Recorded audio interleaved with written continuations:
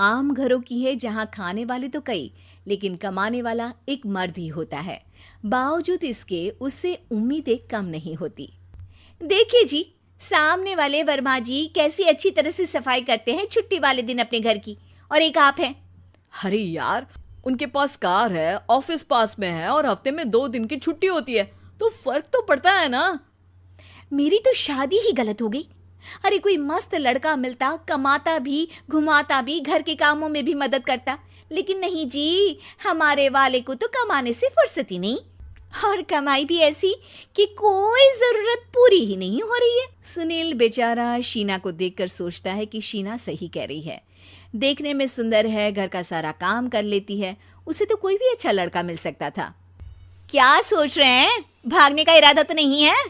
अरे नहीं मेरी प्यारी बीवी, मैं तो नहीं, पर डर है कि तुम नहीं कहीं भाग जाओ मुझे छोड़कर। शीला सुनील के मुंह से प्यार भरी बात सुनकर मुस्कुराती है।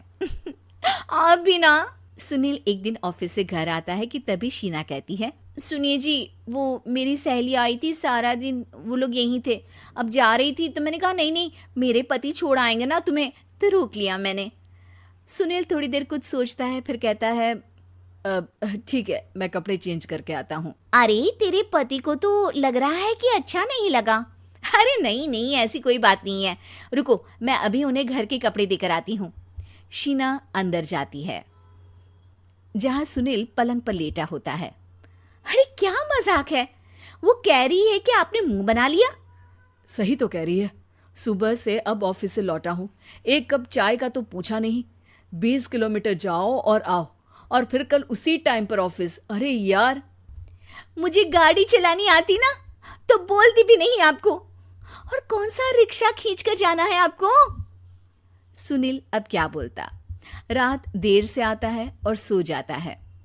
अगले दिन शरीर दर्द हो रहा है। अरे तो मत जाओ ना ऑफिस, चलते हैं ना मार्केट घूमने, फिर पिक्चर देखेंगे और रात में खाना खाकर घर वापस। सुनील जब सारे दिन की थकान वाला शेड्यूल सुनता है तो वो सीधे सीधे ऑफिस के लिए तैयार हो जाता है। अब आए दिन शीना की डिमांड बढ़ती ही चली जाती है और सुनील उसको पूरा भी करता। लेकिन एक दिन, ए जी मेरा भाई आ रहा है, उसे 2 लाख रुपए की जरूरत है।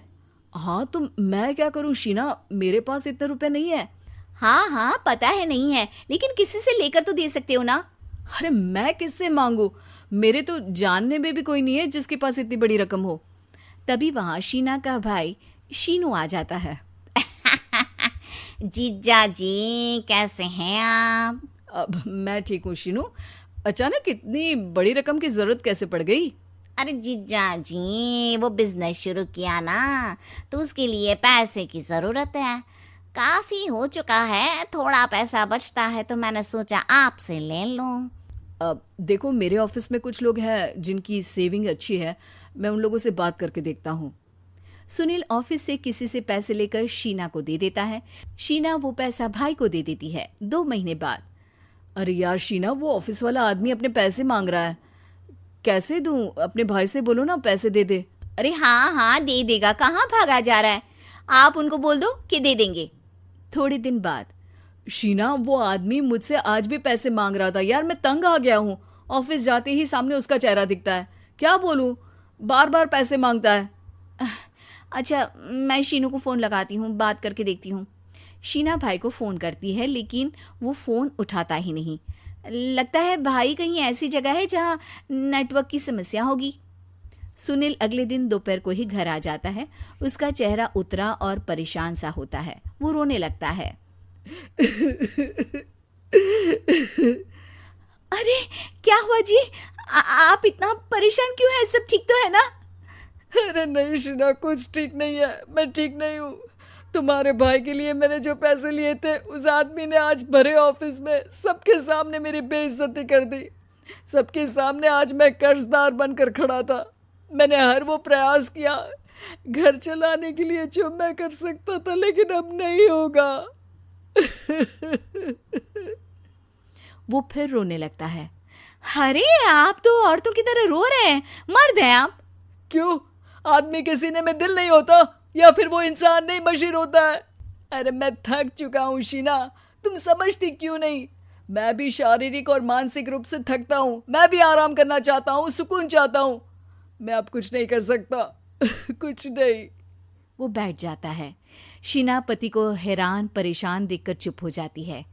अगले दिन, सुनिए, ये लीजिए 2 लाख रुपये, उस आदमी को दे दीजिए और बोल दीजिए कि आज के बाद किसी को पैसे के लिए बेइज्जत ना करे। सुनील पैसे देखकर राहत की सांस लेता है। अरे शीना, तुमने तो मेरा बहुत बड़ा काम कर दिया। अब मैं शान से ऑफिस जा सकता हूँ, लेकिन ये पैसे आए कहाँ से? ये पैसे मैंने अपने गहनों को गिरवी रख कर लिया है। तुम ठीक रहो, निश्चिंत रहो, मैं बस यही चाहती हूँ। मुझे माफ करना, पर अब मैं समझ चुकी हूँ कि मर्द को भी दर्द हो। शादी का घर किसी जंग के मैदान जैसा दिख रहा था। अरे जैसा मर्जी डेकोरेशन कर दो, पैसों की चिंता मत करो। इतना पैसा जब लड़के वालों को दे दिया तो फूल वालों को देने में मुझे क्या दिक्कत है? अरे धीरे बोलो ना, साफ लग रहा है कि फ्रस्ट्रेटेड हो। अरे तुम तो चुप ही रहो। एक बेटी संभाल नहीं पाई। सारा दिन मैं काम पर जाता था, सोचता था घर पर बच्चों को अच्छे से संस्कार मिल रहे होंगे, लेकिन नहीं, मैडम को तो अपनी किटी और फैशन से फुर्सत मिले तब ना। माँ चुपचाप वहां से चली जाती है। समझ में नहीं आता कि आखिर शर्मा खानदान में हो क्या रहा है। कल तक चिड़िया सी फुदकने वाली शीना की शादी यूं अचानक एक मोटे काले लड़के से क्यों हो रही है? शीना कमरे में हाथ में गुड़िया लिए बोलती है, मेरे साथ जो हो रहा है ठीक हो रहा है। तुम तो सब जानती हो, साहिल मेरे लिए भगवान है। अब जब वो ही नहीं मिला तो फिर कोई भी हो, जिंदगी ही तो जीनी है, जी लेंगे। बाहर शीना की बुआ किसी से बात करती है। अरे मोटा नहीं, उसे तो खाते पीते घर का कहते हैं। अब ओबेरॉय का नाम भी किसी को बताने वाली बात है। उनका इकलौता लड़का तो करोड़ों की सामी तो है ही। अरे हमारी शीना बिटिया तो रानी बनेगी, रानी। इन सब के बीच कहीं कोने पर शीना हाथ में मेहंदी सजाए बैठी थी और आंखों में आंसू सजाए। और वो समय भी आ जाता है जब शीना मंडप के नीचे हाथ में वरमाला लिए खड़ी होती है, लेकिन तभी अफरा तफरी मच जाती है। कोई कहता है, अरे लड़के की माँ को हार्ट अटैक आ गया। अरे अच्छी खासी थी, कैसे हो गया? अरे कहते हैं ना, किसी किसी लड़की के पैर अच्छे नहीं होते, हो सकता है कि मनहूस है ये लड़की। शीना पास खड़ी सब सुन रही थी। फिर शीना अपने कमरे में आ जाती है। शादी ये कहकर नहीं होती कि लड़की मनहूस है। अब लगातार शीना के लिए लड़के देखने आते, लेकिन आस पड़ोस या किसी के कहने पर शादी हर बार टूट जाती। लेकिन एक दिन, अंकल, मैं काफी दिनों से आपसे मिलने की कोशिश कर रहा था, लेकिन हिम्मत नहीं हो पा रही थी। अरे बेटा, हिम्मत तो हमारी टूटी पड़ी है। वैसे कौन हो तुम? अब मेरा नाम साहिल है अंकल। मैं शीना से प्यार करता हूँ और उसी से शादी करना चाहता हूँ। अरे अब तो किस जात के हो ये भी मायने नहीं रखता। बेटा, मेरी बेटी मनहूस है। ये सब कहते हैं कि इसीलिए उसकी शादी नहीं हो पा रही। अगर तुम शादी करने को तैयार हो तो ठीक है। शीना की शादी साहिल से हो जाती है। अगले दिन साहिल की माँ का देहांत हो जाता है और एक बार फिर लोग शीना को अपशकुनी कहने लगते हैं। अरे खा गई दीदी को ये। अरे क्या जरूरत थी साहिल किसी मनहूस को घर लाने की? पर बुआ, माँ की तो तबीयत पिछले कई साल से खराब थी। डॉक्टर्स ने जवाब दे दिया था। क्या पता ये भी उनका सौभाग्य हो कि वो बहू का मुंह देख पाई। अरे बहू का मुंह देख पाई, या ये कह लो कि बहू का मुंह देखते ही स्वर्गलोक सिधार गई। खैर, हमें क्या, घर तुम्हारा है, हम तो चले। अब शीना को खुद पर ही शक होने लगता है कि कहीं सच में वो अपशकुनी तो नहीं। साहिल, हम दोनों की शादी नहीं हुई होती तो अच्छा था। देखो ना, कैसे पहले मेरी शादी टूटती थी और अब तुम्हारी माँ भी। अरे ऐसा कुछ नहीं होता शीना, अपशकुनी वगैरह कुछ नहीं होता। ये सब तो ईश्वर के खेल हैं। वो शादी तुम्हारी इसलिए टूट गई क्योंकि तुमको मेरी पत्नी बनाना था, और माँ का जाना तो तय था। वो काफी बुजुर्ग थी, साथ ही एक ऐसी बीमारी से जूझ रही थी जिसमें डॉक्टर्स भी उन्हें नहीं बचा पाते। शीना साहिल की बात सुनकर तसल्ली कर लेती है और वहां से चली जाती है। अगले दिन शीना, अरे ओ शीना। क्या हुआ? उफ, कहीं फिर मेरी वजह से कोई नुकसान? अरे नहीं नहीं शीना, तुम जानती हो जिस प्रॉपर्टी के केस को हम बरसों से लड़ रहे थे उस पर फैसला आ गया, वो भी हमारे हक में। अब हम करोड़पति हो गए शीना। शीना शांत रहती है। अरे क्या हुआ? करोड़ पत्नी बनकर तुमको खुशी नहीं हुई? शीना की आंखों में पानी आ जाता है। चलिए जी, कुछ तो अच्छा हुआ मेरी जिंदगी में आकर आपके साथ। साहिल शीना को गले लगाकर कहता है, मेरी नई नौकरी भी तुम्हारे ही आने से लगी, ये प्रॉपर्टी का केस जीता, सब कुछ तो तुम्हारे आने के बाद ही हुआ, फिर तुम मनहूस कैसे? ये सुनकर शीना खुश हो जाती है।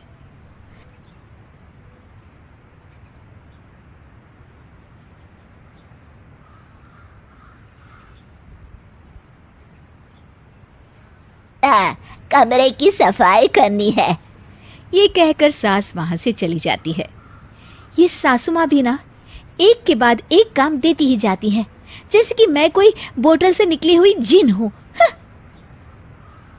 रश्मि अपनी सास के कमरे में जाती है और स्टूल पर चढ़कर अलमारी से सामान निकाल रही होती है।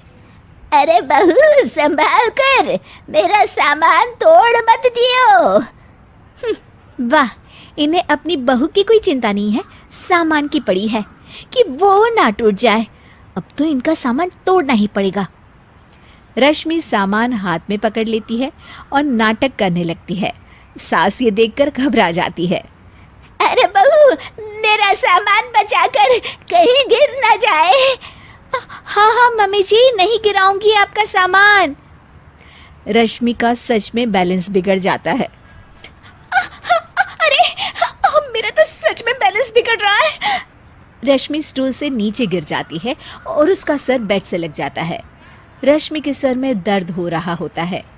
वो बेहोश नहीं हुई होती है, लेकिन वो आंखें मूंद कर पड़ी रहती है। ये देखकर उसकी सास घबरा जाती है। अरे बहू, ठीक तो है ना? तू बोलती क्यों नहीं बहू? ये अच्छा मौका है, बेहोशी का नाटक कर लेती हूँ, काम से तो बच जाऊंगी। सास रश्मि को बेड पर लेटा देती है और अपने बेटे सूरज और डॉक्टर को फोन करती है। वे दोनों कुछ ही देर में घर आ जाते हैं। सर पर चोट आने की वजह से ये बेहोश हो गई है। मैं कुछ दवाइयाँ लिख कर देता हूँ, ये मंगा लीजिएगा। उफ, वो ठीक हो जाऊंगी तो फिर से काम करना पड़ेगा। क्या करूं? अरे हाँ, ऐसी तरकीब निकाली है जिससे काम भी नहीं करना पड़ेगा और मेरी प्यारी सासू माँ को भी सबक सिखाने का मौका मिल जाएगा। डॉक्टर चले जाते हैं और रश्मि होश में आती है। तब वो बच्ची बनकर याददाश्त खोने का नाटक करने लगती है।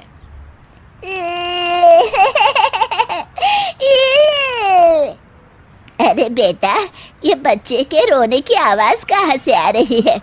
हाँ माँ, मैंने भी आवाज सुनी। फिर से रोने की आवाज आती है। अरे ये तो मेरे कमरे से आ रही है।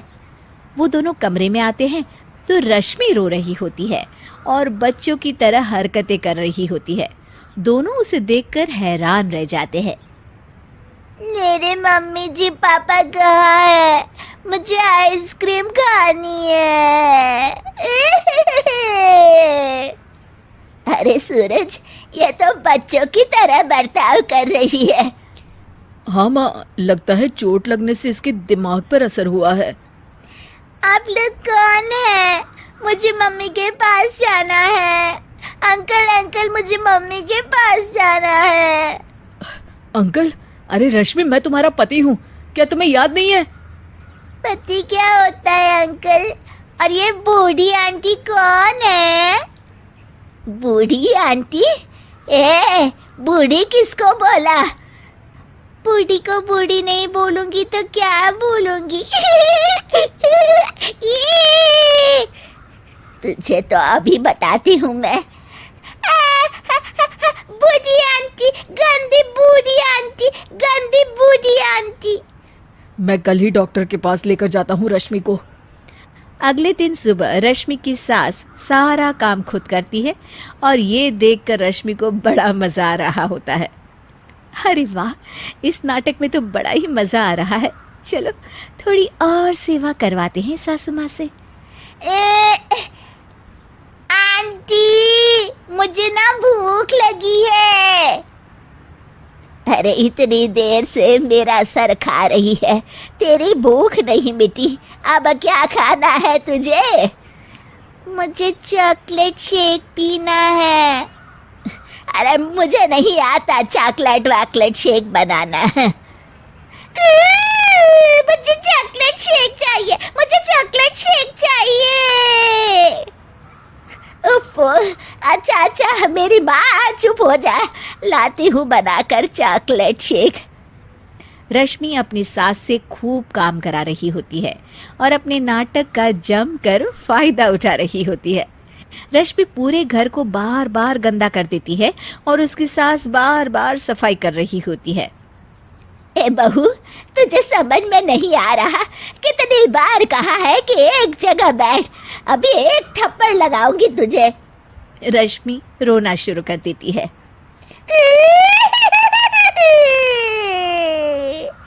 अरे अच्छा बाबा, माफ कर दे, मत रो। तुझे जो करना है कर, पर रो मत मेरी माँ। रश्मि अपनी सास की नाक में दम कर देती है।